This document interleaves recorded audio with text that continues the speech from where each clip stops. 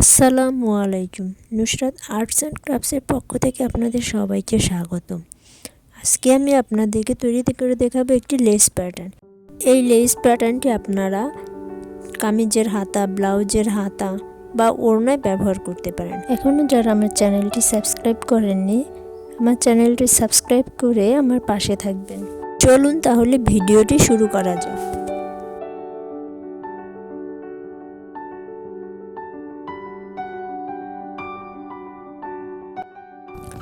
Less প্যাটার্নটি তৈরি করতে আমি ব্যবহার করেছি 1.75 কাটা ও 9 তারের সুতা। প্রথমে আমি স্লিপ নোট করে কিছু চেইন তৈরি করে নেব।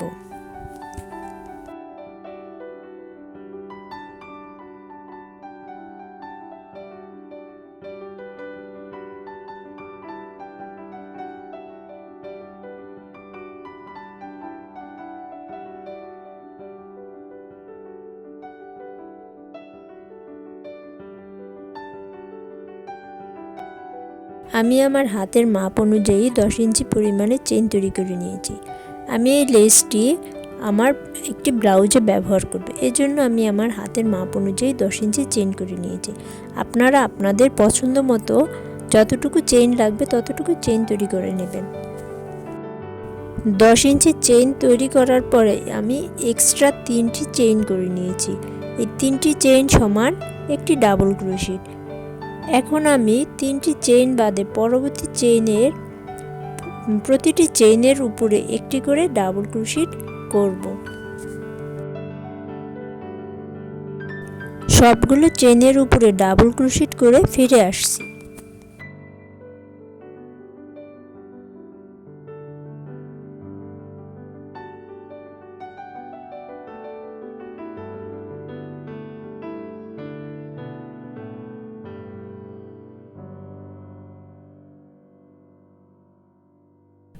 সবগুলো চেইনে ডাবল ক্রোশেট করার পরে দেখুন দেখতে এরকম হয়েছে।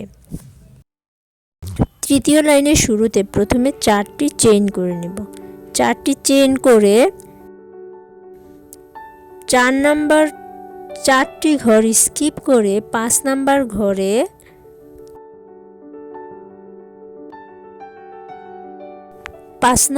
ঘরে প্রথমে 2টি ডাবল ক্রোশেট, তারপরে 2টি চেইন, আবার 2টি ডাবল ক্রোশেট। একই ঘরের ভিতরে 2টি ডাবল ক্রোশেট, তারপর 2টি চেইন, আবার 2টি ডাবল ক্রোশেট করব।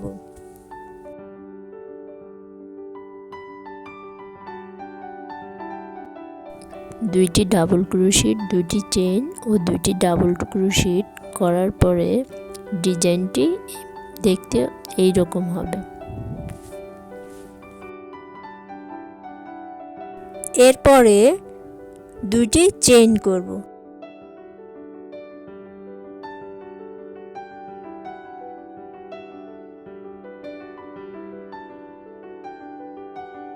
দুটি চেইন করে 4টি ঘর স্কিপ করে 5 নাম্বার ঘরে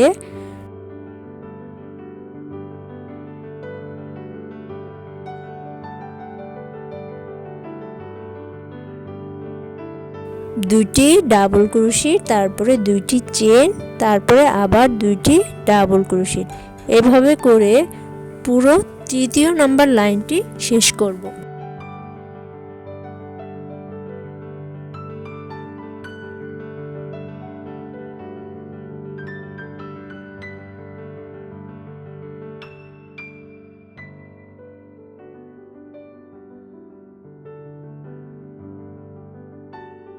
এই রাউন্ডের শেষে চলে এসেছি। এই রাউন্ডের শেষে 2টি চেইন করে চেইনটিকে একদম লাস্টের যে ঘরটি আছে সেই ঘরে একটি স্লিপ নোট করে লাইনটি শেষ করব।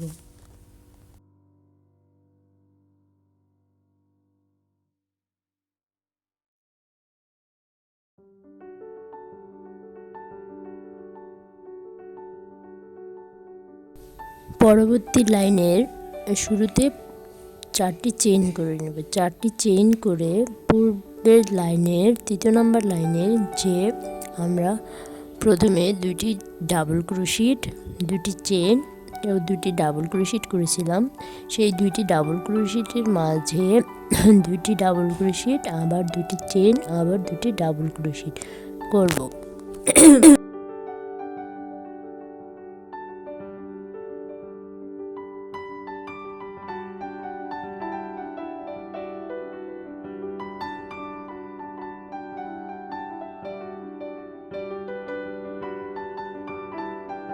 দুইটি চেন, দুটি ডাবল ক্রোশেট, দুটি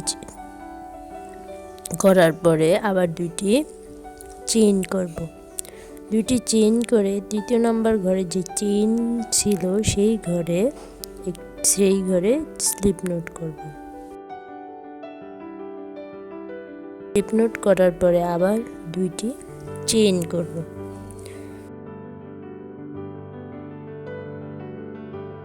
দুইটি চেন করার পরে দুটি ডাবল ক্রোশেট, দুটি চেন, দুটি ডাবল ক্রোশেট করার যে ঘর ছিল সেখানে যে দুটি চেনের ঘর ছিল সেই ঘরে দুটি ডাবল ক্রোশেট, দুইটি চেন ও দুইটি ডাবল ক্রোশেট করব। এভাবে করে পুরো রাউন্ডটি কমপ্লিট করব।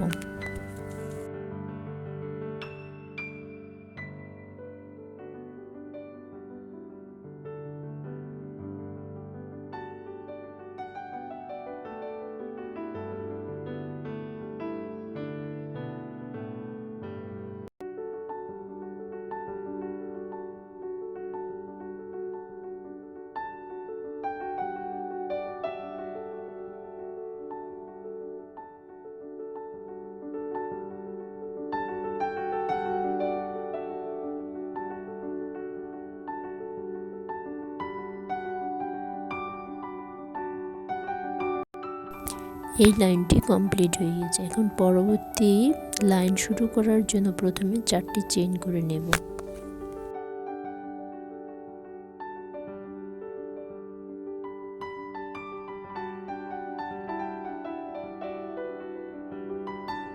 চারটি চেইন করার পরে পূর্বের লাইনের চেইনের যে ফাঁকা জায়গা রয়েছে সেখানে দুটি ডাবল ক্রোশেট করব। দুটি ডাবল ক্রোশেট করার পরে দুটি চেইন করব। দুটি চেইন করে আবার দুটি ডাবল ক্রোশেট করব।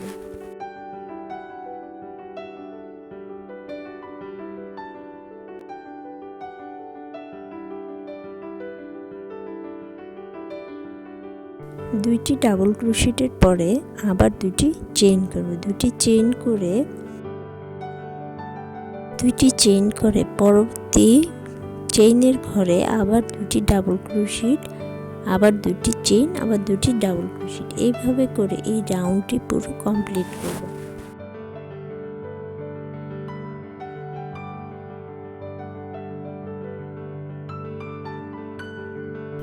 পুরো লাইনটি কমপ্লিট করে ফিরে আসছি।